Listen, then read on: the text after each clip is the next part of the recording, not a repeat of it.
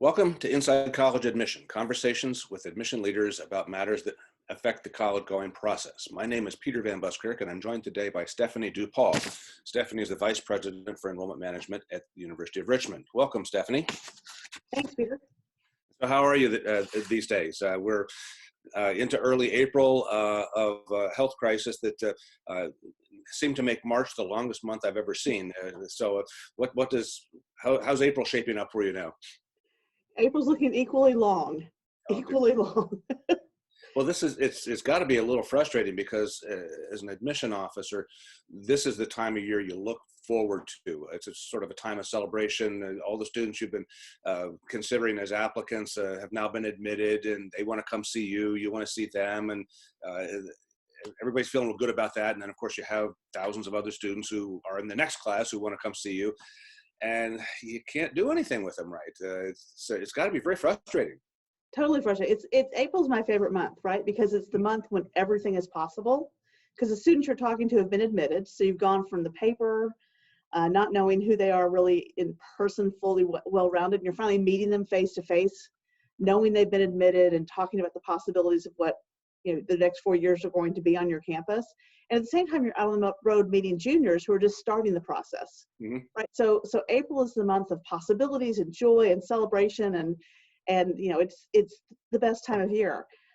It is very strange to be on a college campus in April and not look out the window and see the tour groups going by, and stop and look at the tulips and all that. It's definitely the strangest month I've had in 30 years. What's it like on your campus right now? Is there anybody there? Not many people. We do have about 70 students who are staying on campus who we approved to stay throughout the spring semester who couldn't get home for a variety of reasons. And so we've scattered them around campus so that they're maintaining social distance. We've moved them into single rooms and all that. And so we do have key personnel coming in to make sure that they're fed. And the health center is open, and kind of essential folks are on campus. But other than that, it's really just people from the neighborhood coming in to walk the dogs. So we got lots of people strolling campus with puppies in tow right now. Well, but it's very I can understand why. It's great. Well, I'm curious to know a little bit about how this whole process, the health crisis, kind of unfolded into your lap, because I would imagine that you were in the heat of your credential review, obviously January, February, into early March, and then word starts to come out that this thing is developing, this coronavirus in China. Oh, well, it's in Washington, maybe we ought to pay attention. At what point were folks on your campus starting to say, we may want to start looking at some contingencies here? So we actually started in February. So in February, we were starting, we'd been watching obviously what had been happening in China, and thinking about our international students, because we bring about 80 international students in each first year class. And as it began getting worse, and they talked about closing embassies, we thought, wait a minute, this could really impact our first year students' ability to come in. And we were finishing our regular decision application process, and so we did decide to go ahead and make a few more offers of admission to international students, targeting those who are already in the U.S., because those who are attending high schools in the U.S. might have an easier time getting in. So we made that decision. We added a couple admission decisions to the set that was going out in early March. And then in early March, we had our first admitted student events actually in Boston and Connecticut. And so I was in Boston just as the news broke about the people who'd gotten sick at the conference in Boston. Oh, right. And then 2 days later, I was in Connecticut just as the news broke about the Westchester County cases. And I looked at my colleague and said, okay, so we're flying home tomorrow out of LaGuardia. Oh boy. Driving from Connecticut to LaGuardia, waiting at LaGuardia, taking the flight to Richmond. We could probably drive home in the same amount of time. We've got 6 boxes of materials with us, FedEx, and we literally drove home. And that was really when I realized this is big. This is global. This is really going to impact our fall semester. This is going to impact our current students. And so I came home, and our COVID emergency group had already been meeting for about 3 weeks at that point. But that's really when it got serious, the very beginning of March, when we realized we needed to figure out what was going to happen on our campus this spring and into the fall. Well, it's interesting in times like these, you kind of remember where you were when. Yes. And that story of your drive back from Connecticut is reminiscent of my experience with 911. I had just done a program in the Raleigh area in North Carolina and was due to fly home the next morning. And I was in the airport watching on the television screen the devastation that was taking place in New York City. And I was lucky to get the last rental car out.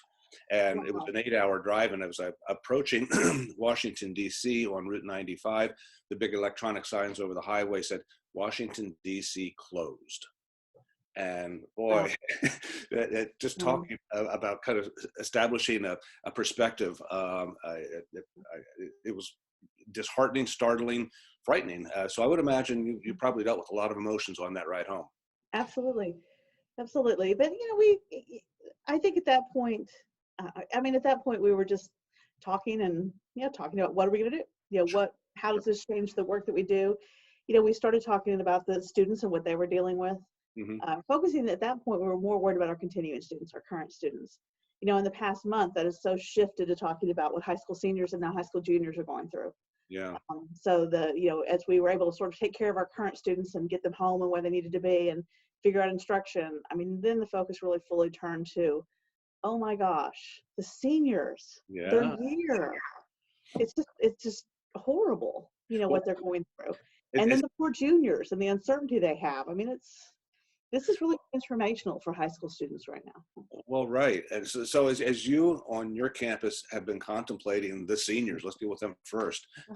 What have been the biggest challenges, pandemic-related challenges that you've had to deal with in enrolling this class, and both sort of the emotionally and strategically? Yeah, so strategically, as you well know, we all work from enrollment models that are econometric models. They're predictive, but they're backwards looking, right? So we have all these models that we use to decide how many students to admit and to project how many will then enroll. And they work perfectly in an environment where there's no change. And this has been total change, and so we still have these wonderful models that predict what our class is going to look like. Class is going to be great, by the way.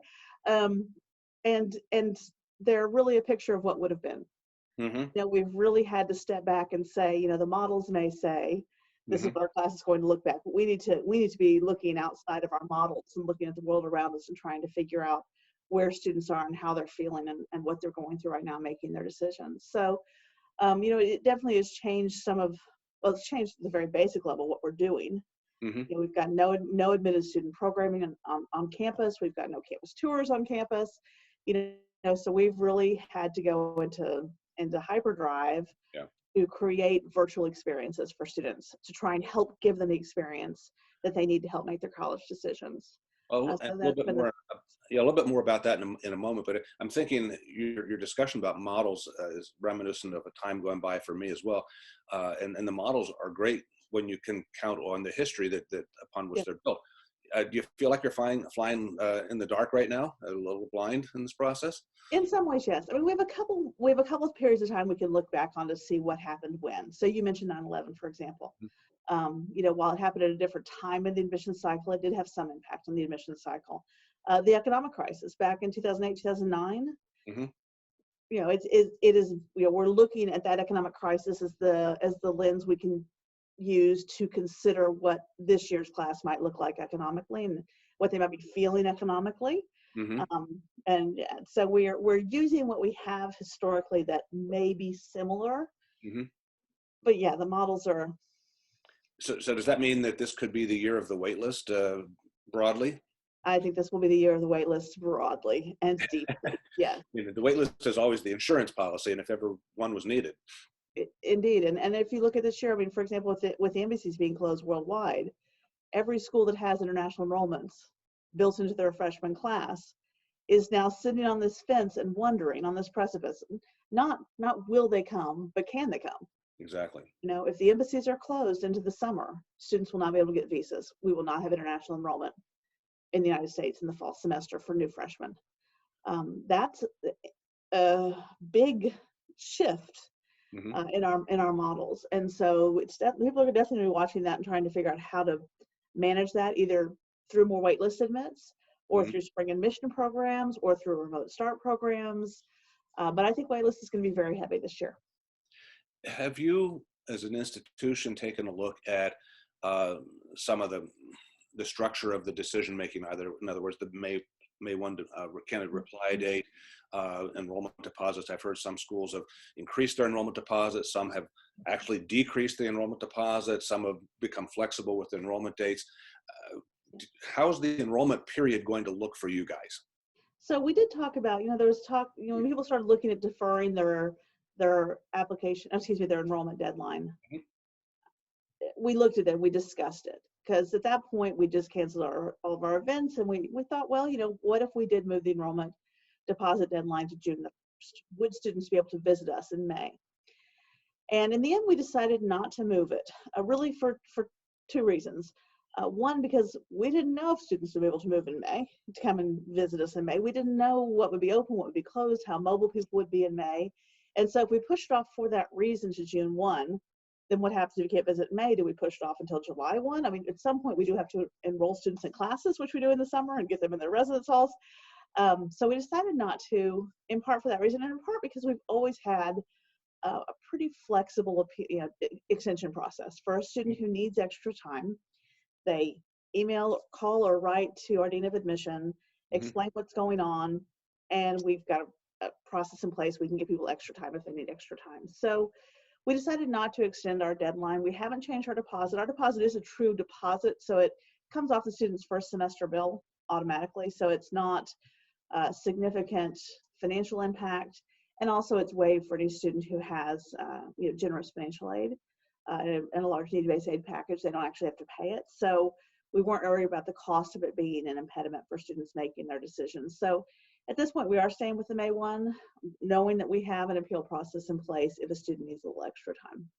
Now, a corollary to this health crisis is the growing economic crisis and the recent reports of increasing joblessness, et cetera. So I would imagine that as the enrollment question becomes very urgent to many families, they're going to be sitting down with a sharpened pencil to figure out exactly what things look like for them now. I mean, if they had applied for financial aid and received it or not, but that application was based on what their income looked like in 2018. Much has changed in the last 2 weeks. How are you going to accommodate, or are you going to be able to accommodate the families that come to you in hordes at last minute saying, we just can't make this work, we lost a job, our retirement's disappeared. Can you print money? How's it going to work? So, this is one place where, looking back at 2008 and 9 and 10, that period has really been helpful to us, because during that period, we actually saw increased yield in our admitted students. So our yield actually went up, and I think that's because we are a school that, very fortunately, is able to meet full demonstrated financial need. And so at Richmond, we're in a fortunate financial position. I know, though, that any school, any financial aid office wants to talk to students who are struggling financially and wants to try and figure out what we can do to help them. And so I hope students are feeling very comfortable reaching out to financial aid and saying, here are my changed circumstances. Because every financial aid office has a process in place where we can review changed circumstances. While the financial aid award we made was based on prior year income, so income from 2018, right, there is a process in place by which we can look at current year income and current year financial circumstances and basically move you forward to what 2020 looks like in adjusting and doing a new financial aid package. So I hope that students will not feel like their changed circumstances are sort of the end all be all, but will reach out to schools and say, here's what's going on with me. Can your school adjust my financial aid package? Can you meet my current full demonstrated need? And I know that many schools that are able to are going to do that. And it's interesting, my experience had been that a lot of times families that were dealing with some uncertainty in their financial situations tended not to know how to respond. And rather than acting immediately upon a need, they would sit at home and say, well, we can't do this. And we don't. How do you appeal? How do you do this? How do you do that? In other words, they would be intimidated by process to the point that they'd wait until it was too late to actually bring voice to the matter. So what do you advise families who think that their circumstances might have changed? Do you hang out and wait and see if things get better, or do you start the conversation now? I would start the conversation now. I mean, just because we don't know where things are going to be in 2 months. And then maybe the school says, hey, clearly you've had a change in circumstance, but we need to see where you're going to be in 2 months because we want a fuller picture of the year for as long as we can. And tuition's not due until August. But I think if you start the conversation earlier, it just helps you feel a little more in control of an out of control part of your life. Information is the thing that will make you feel more in control right now. And so starting that conversation to get a sense of what the school might be possible to school, what they might be capable of doing, gives you something you can control in an otherwise out of control situation. Absolutely. Now, before all of the coronavirus crisis hit us, and then the economic crisis, I think many of us in this space were looking at the Department of Justice and its actions this last fall with some consternation, trying to imagine how that would affect the enrollment process. Because in effect, the Department of Justice is saying colleges, you shouldn't be quite so strict with regard to your deadlines and deposit situations. They wanted the National Association of College Admission Counseling to lift some of the structure on that. Many in our position have looked at that and said, well, that's just inviting a lot of bidding for kids, poaching of students who've enrolled in one place into another. Now, given coronavirus and the economics crisis, do you think that sort of creates an open season for people to just extend this process indefinitely by shopping for a better offer? It could certainly. I hope it doesn't, because again, the one thing students have control on right now is where they're going to college. One decision they can make, the one step in their future that they can manage with some certainty, is deciding where they're going to go to school. And so my hope is that it won't turn into what people have said could be the wild, wild west. Right. My hope is that students will attend their first choice schools and that they'll be happy with the decision, and that the adults in this space will not try and prey upon those students' fears and insecurities and all that, and we'll help them celebrate the college decision that they've made. That is my hope. Yeah. I do know that there are schools that are struggling, schools that are really concerned about making their class and really concerned about having the right number of heads and beds and the right number of tuition dollars in the account. And they may act more aggressively to recruit students over the course of the summer. My concern is for those students who don't have good advice, who don't have good advisors, who don't have the resources to figure out whether an offer in the summer is a good offer, whether the school is a good fit for them or not. That is my concern in this process. It is funny though, because yes, 6 months ago we were talking about two things. We were talking about the Department of Justice and NACA guidelines, and we were talking about changing demographics. That has suddenly become sort of topics number 2 and 3, not topic number 1 at all. You got it. Well, and back to the DOJ thing, the irony is that for schools that are well positioned in the market, as Richmond is, in the summertime you experience some melt because of decisions that places that might be a little more selective would do with their wait list, and it trickles down to you. Well, if indeed this DOJ phenomenon takes hold, there will be sort of a ripple up in terms of the pressures that you may find. So let's hope that's not the case. That would be unfortunate. We're fortunate we've not had heavy melt in the past, and we know it could happen on sort of both ends, as you point out now. We also know that there are schools that are going to be out there aggressively recruiting students to transfer. Yep. And that's something that I'm not comfortable with and not a fan of doing. But we know that's going to happen, and we're relying on the experience that they're having here to keep them here. You got it. Well, and I don't think you should have any worry in that regard. But that does promise to be a longer summer than you might have normally experienced with your enrollment process. Now, yeah. I'm curious, though, let's go back to sort of the actual recruitment part of this. You can't have kids on campus right now. What is the University of Richmond doing to try to help the young people who've been admitted, they want to be loved on your campus, they want to kick the tires one more time? What are you doing to bring them in? So we've had a virtual visit process for a while, the virtual tour. I mean, you could put headset on and do the whole 3D thing and all that sort of stuff. So we've had that up for, I think it's our 3rd year in the virtual tours. That's been great. We have added a number of programs. So we have a program we call Take Tens, which it's a series of 10 different programs we launched last night, where we have a 10-minute talk followed by a Q&A that's supposed to be 10 minutes. Last night they ran 30 minutes. Oh boy. Yeah, and so we're bringing in different speakers from across campus, either to talk about academic disciplines or to talk about student interest areas. So sustainability, for example, or recreation and wellness. Support for first generation students. Those are sort of the student side, and then we'll have sessions on the Jefferson School of Leadership, the business school, the psychology department, pre-med, things like that. So our take 10s. Students do actually register for those.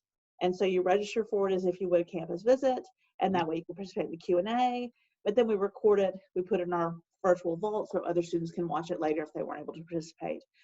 We're doing also spider chats, spider hangouts, where admitted students can hang out, so to speak, virtually with current students and alums, and just have relatively unscripted, free-form hangout conversations. So those are happening 3 days a week, and students are able to sign up for those as well. You have to register for them, but you can register and you can kind of go through and see who's doing a hangout, and that way you can look for someone maybe who's from your hometown or your state who's doing, or who's in the major you're interested in, and so you can start forming little communities that way. We are doing our big admitted student event virtually, so Experience Richmond will be a virtual admit for us, and a virtual admitted student event for us. So we're trying to replicate some of the things that we provide on campus. Obviously, the online experience has to be faster than the in-person experience. So instead of doing, for example, a 40-minute class that you sit in on, we're going to have some academic snapshots that are shorter that students sit in on and participate in. So we're tightening the time and everything that we do. But we're just trying to find opportunities to put students in touch with other students as frequently as possible, in some casual ways and more formal ways. We're upping all of our video content, and just trying to engage with students across the platforms that they use, through Instagram, through Snapchat, through this type of interface. So the irony is that even though you may not be face-to-face, you're probably introducing a higher incidence of high touch in terms of your interaction with these kids, which is, I think, fascinating. I think that the crisis is perhaps moving us more rapidly toward new paradigms for recruitment. I absolutely think you're right. No, I absolutely think you're right. We're already starting to think about what will happen in the fall. Well, that's another question. Yeah. I mean, and knock on wood, in the fall, everything's going to be great. But, when we think about our traditional fall travel, where we go to college fairs and do high school visits, do we still do that? If we are able to, probably yes. We want to, we'd like to be back in the high schools. We enjoy doing that. But, I'm thinking about some schools that I tend to go and visit who have great technology. And I'm thinking, why am I the one standing there and talking? Why aren't I zooming in students from campus here who, went to that high school to be the folks actually talking with prospective students in that high school? So we're already thinking about how we could do high school visits differently to connect those, current students with prospective students. And I'm curious, roughly, how many high schools would you and your staff visit over the course of a year? About 1,000. That's a lot of outreach. Yes. A lot of outreach, and that's a big change in schedule if you decide not to do that. I know. Now, the obvious target for those visits will be the students, and you're working at ways of reaching out to students that might supplant the visits then. But isn't it also true that the visits to high schools give you some quality time, hopefully, with some guidance counselors? Is there a parallel plan to deal with that communication effort into the future as well? Well, our hope is to be in the high school. So our hope is to be face-to-face with people in the fall. If we're not able to do that, we will be looking for other ways to have those connections with high school counselors, because high school counselors are incredibly important to what we do. They see multiple generations of students. They have very good filters to help see where students might be good fits at schools. Their knowledge base is exceptional. So we do have things like counselor newsletters, and we have a regional counselor advisory board, and so we'll continue doing things like that. Continue being active in NACAC and other organizations where we can interact with high school counselors. If we, for example, the wheels fall off of the world and we can't travel in the fall, Mm-hmm. which I am having trouble thinking about right now. That would be a Oh, huge loss. But if we can't travel in the fall, we might look at creating similar virtual programs for high school counselors, mm-hmm. so that we could, Zoom in high school counselors for different ways of experiencing our campus and getting to know the University of Richmond so that they can help their students as well. Wow. It's just amazing to me that at this time, when you would normally be making plans in a routine manner, now you have to just kind of take a step back and rethink how you do things and what you want to accomplish. And again, that doesn't mean bad things happen. It means there's an opportunity to be creative and find new solutions. A lot of kids that I've talked with who are current high school juniors are still trying to figure out a number of things, but one of them is what's happening with testing. I took the PSAT in the fall, took a January SAT, didn't like my math score. I was going to take it again in May. Oh, it's not offered in May, and I'm not sure when it will be offered again. How is Richmond taking a look at the test environment, and particularly the kids who might be nervous that the test profile they submit as applicants won't be as complete as they'd like it to be? Well, the first thing kids need to realize is that we are human beings, and we live in this world together. We are not blind to the fact that they're going through a lot of stuff right now. And we will, especially a school that does a holistic review process, that will be first and foremost on our minds when we're reading application files next year. So whether that's, the testing isn't as high as it might have been, or the test wasn't taken as often, or the grading became pass-fail, we know that this is impacting students really directly and personally, and it's going to have an impact on their applications next year. We get that. We are talking about the testing right now and trying to decide what we're going to do for next year when it comes to testing. There are a number of schools who are doing test optional programs, piloting them or doing them for a specific period of time. We're in conversations now about whether that's an avenue we want to go down, regardless of if we require tests or don't require tests, or want to look at your junior year grades or don't care about your junior year grades. We're going to look at every single thing in the file with the lens on of what the students experienced while they were in high school. And this has been incredibly disruptive.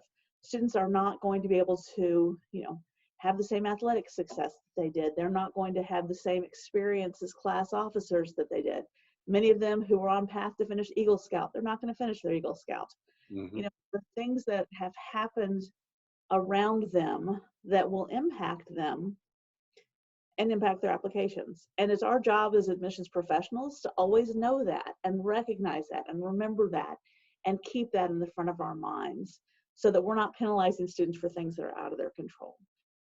And we really do rely on high school counselors as well to help tell the story, of the student and their path, and to help us remember how that went down for them during their junior year. So, we will be doubling down, so to speak, on the holistic review process to make sure we're really truly putting first and foremost the experience of the student's life when we're reading their applications.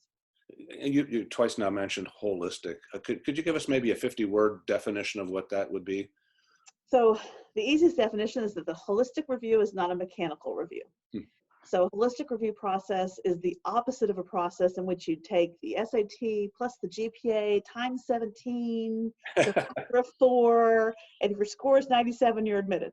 A holistic review process is a process by which the admissions counselor or counselors, usually multiple, read an application, looking at it in context and looking at every factor, both factors that are numerically measured, like grades and test scores, and factors that aren't numerically measured, like opportunity and grit and activities and recommendations, and try to see a whole picture of the applicant from both that quantitative and the qualitative standpoint.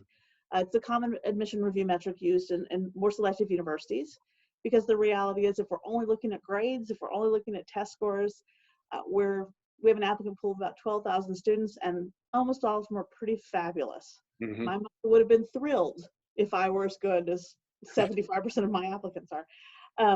So the holistic review process just gives us more information and a deeper dive into who a person is. I would imagine also the holistic review process includes at least one essay. You Yeah. think you will see some coronavirus essays this year? Oh gosh. Now, it's inevitable, and of course, kids are sitting at home thinking, well, this has changed my life, but everybody's going to be writing about coronavirus. So, is that a good thing or a bad thing? What would you advise a kid? You know, and again, thinking back to 9/11, we did get a lot of 9/11 essays. We really did. And some were amazing and wonderful and fabulous, and some were flat and terrible and didn't ring true. Hmm. So, you know, I think when it comes to the essay topic, there is a risk of writing about the thing everybody else is writing about as well, you know. But if you can write about that thing in a very personal way, Mm-hmm. it's still okay to talk about it. You know, and that's a hard line to walk. You know, can you really make this personal and really make this about you, Mm-hmm. as opposed to being about coronavirus? Exactly. You know, I don't need to see the coronavirus pictures. I've seen those, right? If you can do that, then it's an okay thing to write about, Mm-hmm. but it does need to be real to you, and you need to think about your tone. Mm-hmm. You know, that after 9/11, there were some 9/11 essays that were horrible because they were callous is the wrong word. They were so self-centered, Mm-hmm. right? That they just came across as, you know, 9/11 was terrible because it meant I couldn't go on my family vacation to fill in the blank fabulous destination. That's so the wrong essay, Mm-hmm. right? It tells you all the things you don't want to know. So yeah, I think that coronavirus will be a common topic this year. I think there'll be a lot of essays written about what could have been. You know, Mm-hmm. I was probably going to be an Eagle Scout. I was probably going to be a yearbook editor. I was, you know, probably going to do this amazing language immersion program in the summer. And instead, this is what happened, you know, and I think that pivot to instead, this is what happened will be interesting. I think we'll find out that a lot of people learn how to knit. I think a lot of people will have, you know, hung out with their family a whole lot more and discovered the joys of, you know, Monopoly over a family dinner. Mm-hmm. I think those are going to be interesting to read. And I think I like your advice, and it's consistent also with things that I talk about. But if the kid can make the essay intensely personal, it matters little what the overall topic is. Yes. If we can learn more about who you are and what you think, how you think, why you think, and that sort of a thing. So Exactly. as we kind of move toward a close here, and we try to anticipate what life will be 6 months, 8 months, 12 months from now when we are on the other side of this crisis. Is it going to be business as usual then, back to normal, or do you think we might have defined a new normal? It'll be a new normal. No, I think this is truly, you know, this is our Waterloo. This is our World War II. This is 9/11, but somehow bigger Mm. because it's longer and global and all of that. This is going to change everything, and I don't think we're ever back to normal again. In part because some of the things we're doing now, we've been pushed to do now, the virtual experiences, all that. I mean, that's not going away. Those are turning out to be really amazing, wonderful tools that we're grateful to have. But no, I think this changes everything. I think that students will search differently. Mm-hmm. The early studies are already showing that students are starting to think closer to home, which is interesting and will be different for our national universities. I think that safety has been redefined. Mm-hmm. And I think that the way schools have responded to COVID will be very carefully viewed by students and families as indicators of how schools have cared for their students and will care for their students. So I don't think where we were 3 months ago will ever reoccur. I don't think that's necessarily bad. I think many schools have been pushed to make changes they needed to make. Exactly. Many schools have been empowered, you know, to do things differently. And I think that's actually a good thing. If there's a silver lining to COVID, it may be that it has helped universities make some changes they might not have otherwise made. We've lived in the would-dit-would world, that we always did it this way world for a long time. And it's been hard to subtract as we add. So perhaps this is forcing us to subtract and add well. Now, final thought for you. If you had an opportunity to talk with a 17-year-old who is heading into the summer before the senior year of high school and is a little bit bewildered by the events of the world and not quite sure knowing how to connect with the college admission process at this point, what advice would you give to that young person? My advice would be to breathe, right? Just breathe. It's going to be okay. Schools are really, really eager to help. So, I kind of jokingly say, be careful what you ask for. Reach out to schools because we have a lot of admissions counselors who are really used to human interaction who are not getting it. Right. And they would really like to talk to someone right now.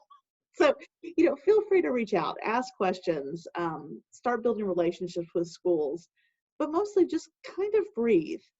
This may be a moment that maybe you sort of lean into the difference and you lean into the at home, online, somewhat constrained in what you can do and experience and live that a little bit.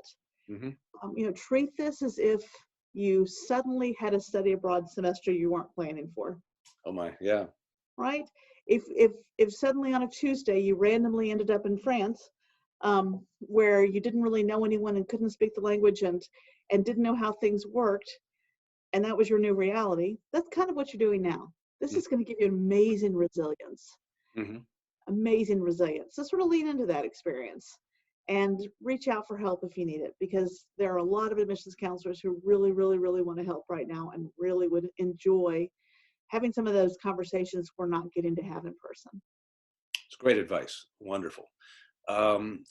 Is there a resource that you would point families to now, your website, a web page on your website that now's your opportunity to do that shout out to Richmond. So where would you put it? Absolutely. I would just the main page is fine, richmond.edu or admissionsrichmond.edu, either one.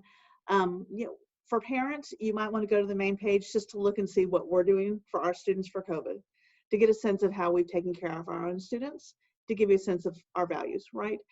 For students, go to the virtual visit page, go to the locker, check out the videos, poke around a little bit and see what's there to get a sense of the personality of the place. It's a little harder to do online, but I think that most schools has gotten a whole lot easier to see personality online in the last month because everyone's trying to create that content and build it up. So just richmond.edu, take a look, see what you think. Only spiders in the NCAA. Woo. Check us out. I still have to get used to spiders here, but everything else, spiders is a wonderful mascot. Once you get used to it. There could be only one. You got it. You got it. Well, thank you so much for your time today. I know your schedule's full. Your thoughts and insight have been invaluable, and I'm sure that those who are looking at Richmond or looking at the process in general will find that this is a helpful conversation. So thank you very much, Stephanie. My pleasure to do it. I hope you have a good day. Well, thank you very much. And to those of you who have been watching or listening, I should say, we look forward to having you back for future conversations with deans of admission. In the meantime, be safe and have a great day. Take care.